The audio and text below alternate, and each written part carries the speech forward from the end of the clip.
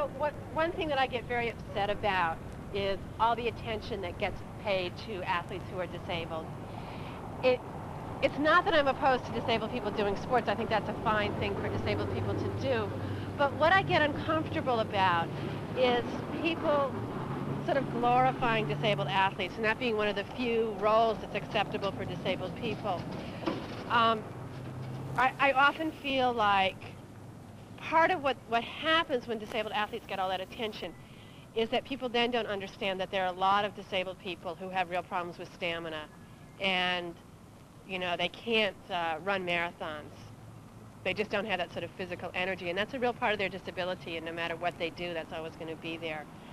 And I think it makes people not understand that, you know, yes, we really do need to have accessible subway systems. And part of having an accessible subway system means that you don't have to walk 3 blocks from the entrance to the gate or something. I also think it sort of pushes this idea that if you're disabled, you have to be really exceptional. You have to, like, you're either going to be this hopeless cripple who, like, sits at home all day and watches soap operas, or you're going to be this incredible super crip who, you know, runs marathons and becomes president of the United States and wins a Nobel Prize. And it doesn't leave room for disabled people to be ordinary and to have ordinary problems and ordinary struggles and have some things that they do really well and some things that are hard like everybody else does. Mark, you want to talk about the openings, being at openings? Being at openings, I always try to find the beer and girls. I always try to get over next to the beer and have some girl to talk to. Yeah, that's what I always do at an opening. Why? Why? Because I like beer and I like girls, not necessarily in that order. So I waited for the bus, and people were. This blind guy started to talk with me, and at first I wondered how he knew to talk with me, and later he told me that he heard my wheelchair, so he understood that there was another disabled person there. But I got really nervous because there are people waiting and watching. I have it in my mind that, oh well, probably everyone thinks we're friends, you know, and I don't want to reinforce this idea that all disabled people are friends, you know. Which openings? My openings or other people's openings? Or Yeah. I end up kicking the gallery director. Not that. I did that the other night. So the gallery director got in my way, and I kind of kicked her there. What other kind of stories do I have? Well, you always want to try to find the richest person, too, but I never do. I always find the poorest people at the opening, and they always, like, ask me where the restroom is, or something like that, because I'm approachable. Yeah. How do you determine who's the richest person? The one that's dressed the worst. This blind guy wanted to do something nice, and he started to play his harmonica for me at this bus stop, and the bus was not coming, so I was forced to stay there and listen to this blind harmonica player, and I just cringed. I just froze. I couldn't leave him. It would be very rude. He would hear me leave because he heard that I was disabled because of my chair, but at the same time I thought it's really bad to reinforce that we're all together. We as disabled, we're all a group, and we all know each other and have meetings and, you know, all fight for things. I simply assumed that I did not have much social and sexual potential, and so I became very focused on my school and my career because I thought that marriage was not really an option, or having a relationship was not really an option. At what age was that? Where did you place that? Well, until I would say my late 20s. How old are you now? I'm 39. So that for many years I mean, in some ways it was an advantage to me professionally because I was able to really develop myself as a psychotherapist, but I paid a big price because I had to disregard a part of myself, the part longing for intimacy. And I think it was only when I became successful in my career that I had the courage to think, well, maybe I could have more. Maybe I could have a social life. But then the question was, how do you begin? How does a 26 or 27-year-old woman who feels more like 12 years old or 14 years old because she's never had any social experience take on the social scene? I had a girl come up to me the other day and go, hello, I'm a virgin. Can you have sex? Oh, really? Yeah, and I just say, I just, Oh, that was pretty direct. yeah, pretty direct. Yeah. Uh-huh. Well, I'm a psychotherapist. I counsel people on a variety of personal problems that they might have. I work with both people with disabilities and people who do not have disabilities, mainly adults, although I do some work with teenagers as well. I had polio when I was not quite 3 years old, back in 1954, just before the vaccine was invented, about 6 months before the vaccine came out. What polio has meant in my case, it varies a lot from individual to individual, is that most strongly affected are my legs, especially my right leg. But I do have muscle weakness throughout my body, and I get fatigued pretty easily. I'm a writer. It's my claim to fame. I write fiction mostly, although lately I've started doing some journalism. What work do you do? I'm a filmmaker and photographer. I'm an artist. I paint mostly. What is your disability? I have osteogenesis imperfecta, which means brittle bones. Well, when I got the gallery that I'm showing it now, I've made sure that it was understood the way that they would present me. I become very scared that I'm going to be presented in a way that, like they wanted to show my photo on my card for my one-man show, and I didn't want that because I wanted my work to be what it was about. I didn't want anyone to think that I was doing something about doing a show that to get people in because I was disabled or something. I didn't want the fact that I was disabled to be a factor in it. I wanted it to be about my art. I wanted people to appreciate my art for its own sake. But that can be a problem. People, once they see me, once they know of me, they relate that. They want something by the guy in the wheelchair, something like that. You'll get that. But I try to go past that if I can.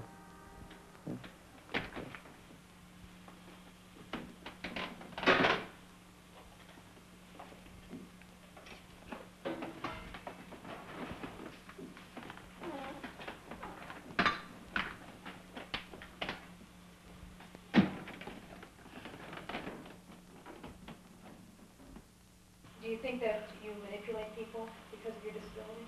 I probably do. You know, that's a really tough thing to have to say. I probably do. I try to watch myself. I try to watch myself, and I try to keep from it, but it happens. It happens. It's one of those things. You know you need something, and you try to figure out a way, but I guess all people, in a way, manipulate each other. What kind of reactions do you yourself get, say on the street, to your disability without someone knowing you, knowing your profession? Well, there too, I think it's fairly varied depending on the people who I happen to meet. I guess there is a tendency to stare, to wonder what's wrong, or why am I different. Children are often curious and will ask me things about myself. Cerebral palsy, though, is a disability which is not well looked upon in our society. You know, there is a hierarchy of disabilities socially, from the most socially acceptable to the least socially acceptable. Cerebral palsy tends to be quite low on that hierarchy. People tend to associate it with intellectual limitations, with a lack of control, with a lot of images that they're quite frightened about. And so they often make those assumptions about me. that because I have a motor impairment, that I have very limited capacities in other directions as well. What's that hierarchy? Give me a list. Well, I think studies have shown, for example, that the most socially acceptable disabilities are those which are most prevalent in our society and which tend to be had by the most powerful in our society. For example, the most socially acceptable is ulcers, diabetes, arthritis, the kinds of disabilities which wealthy businessmen tend to have. Going further down the list here, I think the hierarchy is sensory disabilities, followed by disabilities involving physical difference and motoric difference, followed by those disabilities associated with intellectual impairment and loss of rationality. And cerebral palsy tends to be quite, as I say, quite low on that list. When I got out of high school was when I first started looking for a job, and I had an incredibly hard time finding a job. And what I faced then was real overt employment discrimination. I mean, this was back in 1969, and you would walk in the door and people would say, we're not going to hire you because you're disabled. Or they wouldn't even use the word disabled. They would say, we're not going to hire you because of your leg. You might fall down. Our insurance rates might go up. I went on a job interview, and I brought some work with me. It was a film job, teaching job actually, and went on this interview. I was called in because of my resume by the department head, and so this person didn't know what I looked like, maybe not even my age, called me. We had this interview. I went in to his office. He was completely blown away by seeing a disabled person. We were going to have lunch and talk and you know, about this position. So I knew that he didn't know I was disabled. So I had to balance my uneasiness or anything one might feel in a job interview. What to say, what to do, how to come across, and balance out, well, this person's feeling very uneasy. I have to settle him down real quickly. So there are all those elements going on. So he says, well, let's go to lunch, and went across the street. Never looked at my work at all. Never really talked about a position in a vague sense, but had a lot of questions about my disability. He noticed every move I made. I moved a shoulder, a sleeve on my blouse, and he brought it up. And he told me, you must be really exciting to sleep with. So I had to handle this. I mean, as any woman would have to handle an aggressive position like that. Maybe it's a job interview or something else. All these things to juggle at the same time. And I also felt very responsible that I have to teach this guy something. And not in a positive or negative way. I knew that I couldn't storm out of there, as one woman might handle it. He might read that more based on that I didn't know what to do with it. So I just took it on myself and said that I'm very upset that I allowed this business luncheon to go to such an unprofessional level. And then he felt very small over that. And exciting to sleep with is, he told me he had done everything else and that this is something that intrigued him. You know, so I wasn't even a person, I wasn't a woman, I was just some exotic kind of fantasy. Yeah. And maybe that's okay. Maybe I can act on that at some point, but that was not where I wanted to. I think there's also a problem if you sent your resume in and you get an interview, and then the person doesn't know that they're going to be interviewing a disabled person, and you come in the door and they just about fall out of their chair because they somehow think that you should have announced that ahead of time, or that they would know that they were getting a disabled person ahead of time. And that a lot of times what ends up happening in an employment interview is that you have to not only worry about selling your qualifications and letting them know what you've done, but you also have to play this, it's almost sort of a maternal role where you're sort of taking care of the interviewer, trying to make the interviewer feel comfortable about your disability, trying to figure out what it is that's making them uncomfortable. Do they have genuine concerns, or are they just weirded out? These questions like that you're asking, things like that make me feel like you're asking me things that are putting me on a spot to think that, look, you're different than everybody else, so what angers you that doesn't anger everybody else? What do you feel that everybody else doesn't feel? I'm still trying, I'm telling you, to maintain that I try my best to flow in the mainstream. Everybody else and do everything that everybody else can do within reason. There's certain things that I can't do, but I can certainly take care of myself, and that's the most important thing, I feel.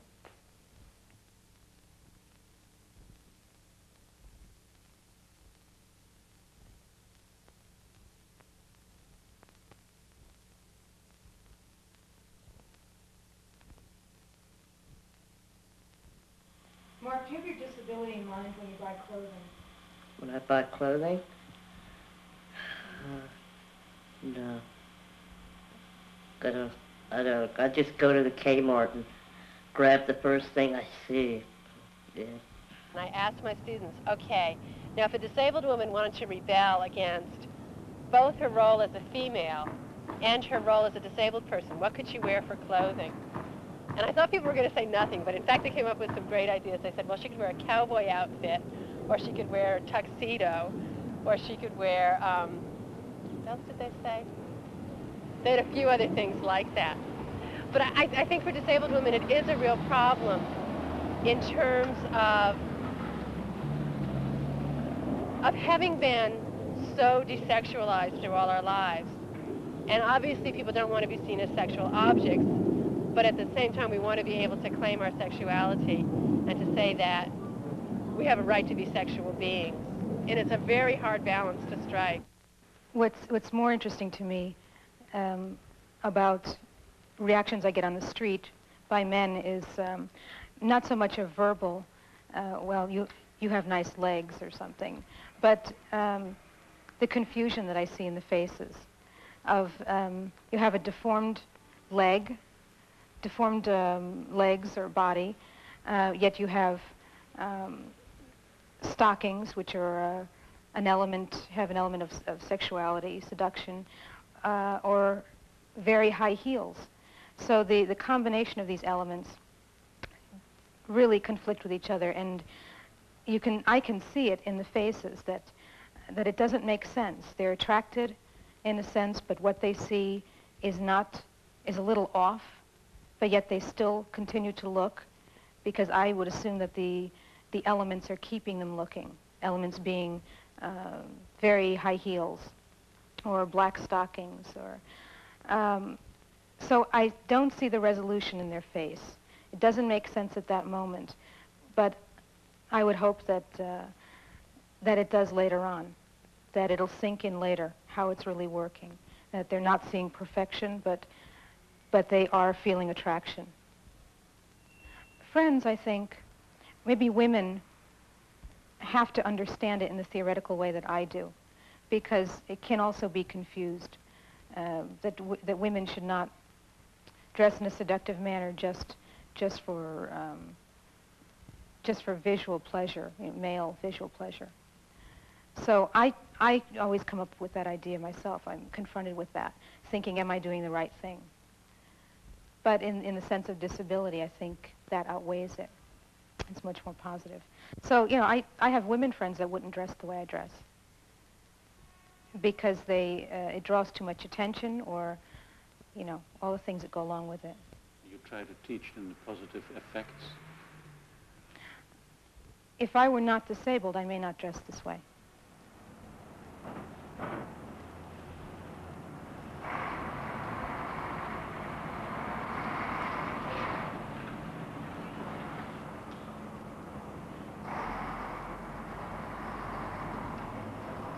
you live in Los Angeles or you live in New York, you start feeling that kind of tension, that you're on the street, you're vulnerable, you could be hurt. I try to stay with a group of people if I'm in the wrong part of town or something. You feel more vulnerable I don't know. That goes back to that idea of I've never known what it's like to be able-bodied, so, but I assume that I feel more vulnerable. I know that I can't fight back. I know that. I know that. I know that if somebody wanted to just come up and throw me out of my wheelchair and grab my money, that's what's going to happen, or whatever they wanted to do with me. Nowadays, you keep hearing horror stories. I know I do feel scared sometimes on the street, especially if I'm alone at night, with a feeling that I can't run. I can't physically get away from trouble if I need to. On the other hand, I also think there's a way that people respect the fact that you're disabled, and I often feel safe in situations that other people might not feel safe in.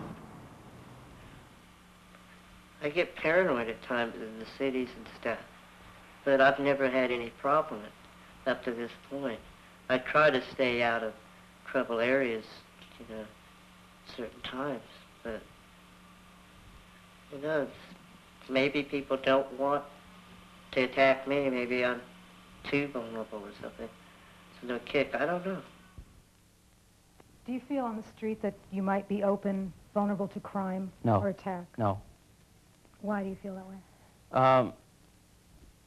And I know that I've just, I came off very sharp with you just now in response to that, and that's because we just discussed that a minute ago, and you told me that you weren't going to ask that question. And I asked you not to ask the question, and you asked it anyway, but since you asked it, you have asked me the question, I will, I'm not, because I don't know how disabled I do or do not look. I know I sort of do, but I don't think I'm an easy victim. When someone sees you for the first time and you're not able to speak with them, they see you in passing, what kinds of signals do you think are read, or how would they want to get to know you? Well, again, I think it depends on their own stereotypes about disability and their own experiences. To the extent people have had contact with people with disabilities, I think some of the barriers go down. But if you're talking about someone who has had very little exposure, I think it's likely that they would not want much contact, and that they would assume many negative things about my life, often tragic things about my life. Many times men will not understand that you're with a woman, and then they'll decide that they're going to be with her, and they'll start to pick up the person you're with, which gets very annoying, as if you couldn't possibly be with that woman. And that can hurt. And then it hurts more if the woman decides to go off with the man. It can happen. What does the man usually think you are, or her relationship is to you? Well, it would be like a brother or a eunuch or something, I don't know. Just this completely sexless person that has no sexual identity. And that hurts, That hurts to think that people would deny something that's so basic to your life. Yeah, well, I'll tell you, people who are the most rejecting, we don't even get to get together. I mean, I'm thinking more about men who I have been kind of set up with by phone to call me by phone, and we've talked on the phone. I've told them a little bit about the fact that I have a disability, and I mean, I am thinking of a couple of specific examples where a man said that for him, physical, quote, perfection was very important, and he really didn't think he could deal with a woman who had a disability.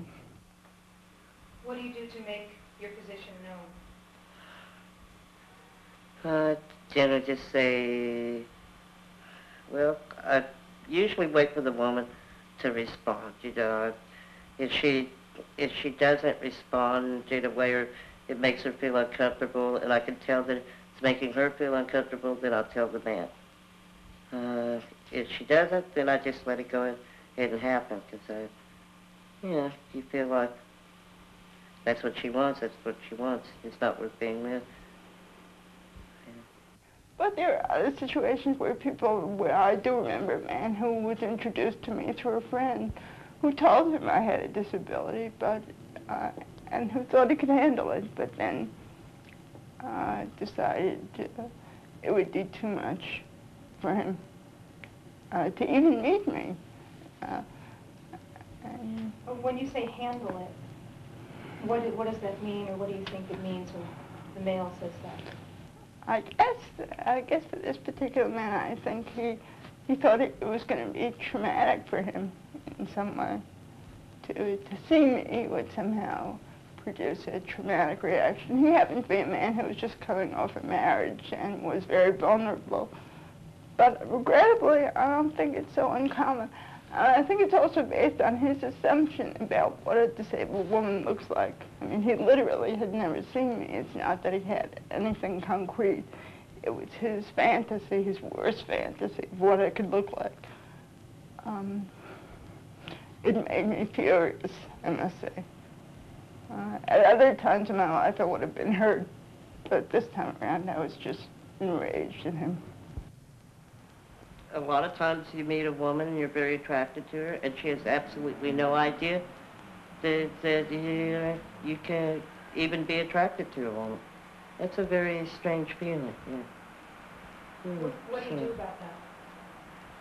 I've learned to be very, very out front, which can completely ruin relationships. But it's needed, And how are you upfront about it? Just tell them how I feel about them, and then they either like it or they don't. So that has to happen. Because if I don't, then I get manipulating or something like that, and I don't want that to happen anymore. What have the reactions been when you do confront them with how you feel? Majority of the time, they feel very squeamish. They don't know how to react. Is it for you difficult to depend emotionally on a boyfriend, for instance? It must be extra difficult to give yourself to let it go. It is very difficult. To the point where, after a while, it's my own fault that I'm being dumped on so much or depended on so much in a relationship that I get angry and I say, well, you don't even listen to me. You don't listen, you don't ask me how I feel. And maybe I set that up myself. And then a man called me on the phone from the directory, and we had a conversation, and he I guess initiated, he invited me to meet him for a drink, and I was terrified. Terrified because, I had built up in my mind that in order to have a date, you have to be something extraordinary, or you have to be who I was not, I guess, essentially. I thought you had to be non-disabled, so I thought I could never possibly know what to do on this date. And I was shocked to discover that there was nothing mysterious about it. It was just like having a conversation over a glass of wine. And he was scared too, which was another amazing discovery for me. And I survived that first date. And then, how old were you? I guess by that point, maybe I was even 28, maybe, 28 or 29 even. Now, that was a bit of a problem, I think, when a man goes out with a 28 or 29-year-old woman, he expects her to know a little bit what she's doing. And I remember on one of my very first dates, a man kissed me goodnight, and he stopped the kiss right in the middle. And he said, "My God, you don't know how to kiss." And you know, he was right. I mean, kissing your father is a lot different than kissing a man on a first date. And he was actually younger than me. He was in his early 20s, and it was inconceivable to him that a woman would not know how to kiss. Have you had relationships with disabled people, disabled women before? No, I don't. You know, that's such a general statement, I think, Sharon. I think there's disability to me. I mean, I can go out on the street and 10 or 15 people can walk down the street, and I can round them all up in the room, and I can close the doors, and within an hour I can come out and tell you what each and every one of them's disability is, though it may not be on the surface. It may be internal, external, whatever. In terms of a very an external thing, I had a relationship at one time with a deaf girl several years ago for a short period, but other than that, no. But on the surface, but every person I've ever met in my life, I think, has had some kind of a disability. Mine just happens to be, one of mine just happened to be that I have a few stiff joints as a result of the arthritis that I had as a kid. What about positive responses? How are those communicated to you? I guess I've been told I'm attractive to some men. They find me pretty. I have had a man who says he does not perceive me as disabled. That's kind of a strange reaction, too, in a way. I'm not sure. I mean, he thinks he's giving me a compliment, but I'm not quite sure, in a way, because it feels like a denial that in order to be pretty, I have to be not disabled, and I have to deny a part of myself, and I'm not, I don't feel so comfortable with that, too, but I have been told by some men that I turn them on, which is a wonderful feeling, and that they find me very, very attractive. Do they tell you what turns them on, specifically?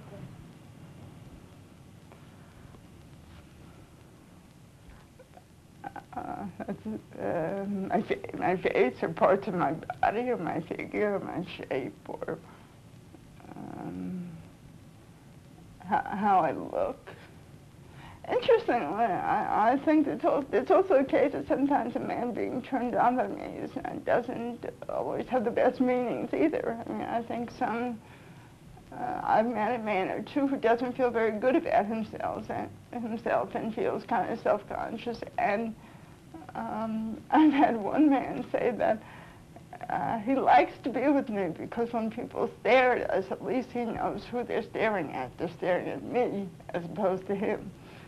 And so I think that some men can be attracted to me or another disabled woman for the wrong reasons, and that's a problem, too.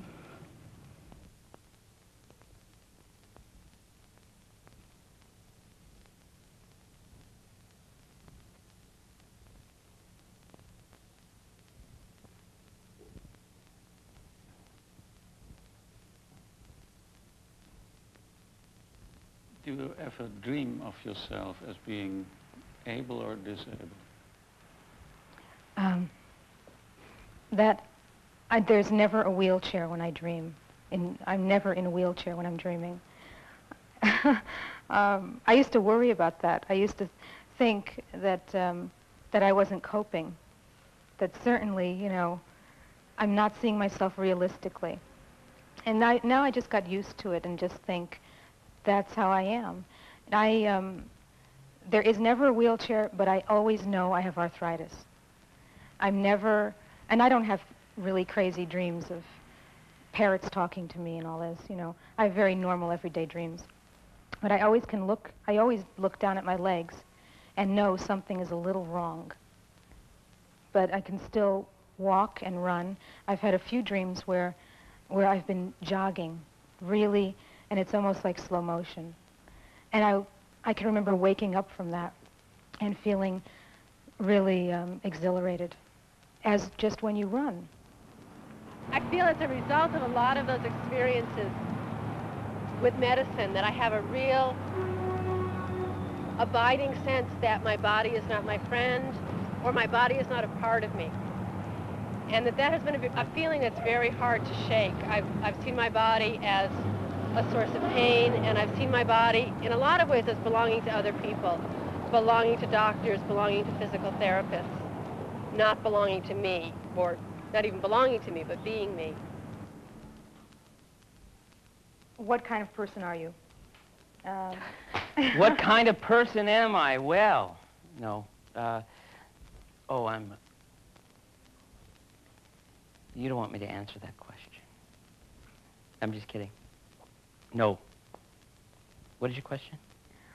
How do you see yourself as a competitor in your field? Describe yourself. As a competitor, I'm a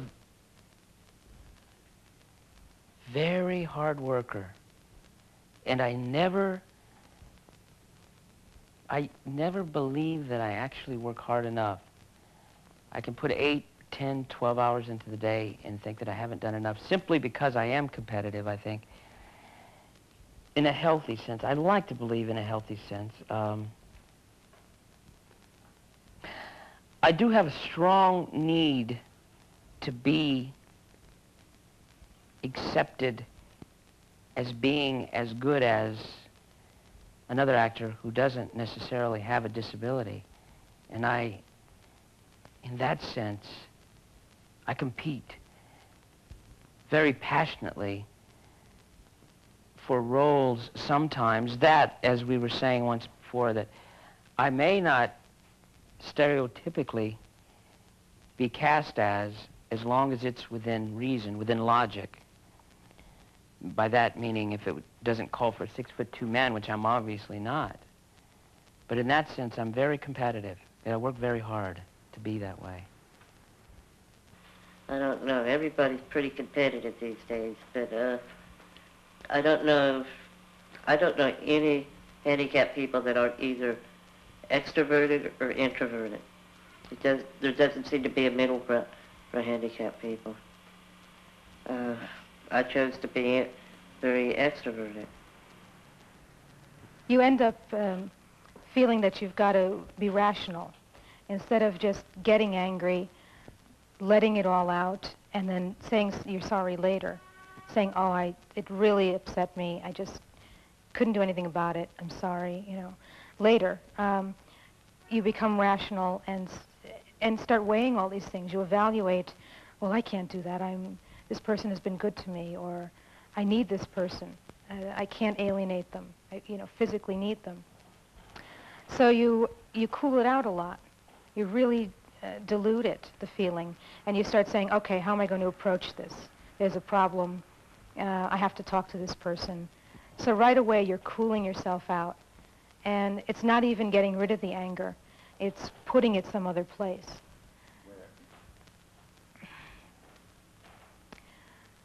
I don't know where, but you do know that it's still in you when the next situation happens, either with that person or someone else.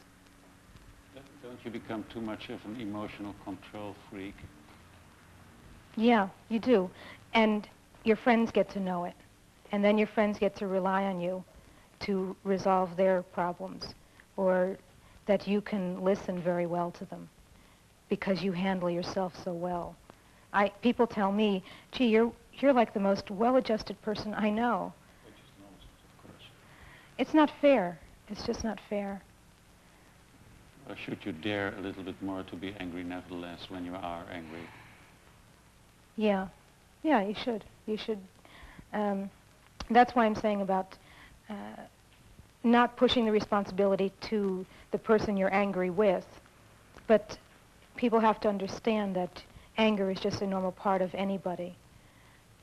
And just that I'm allowed to be angry and get it out and direct it towards someone. Risk of expressing that.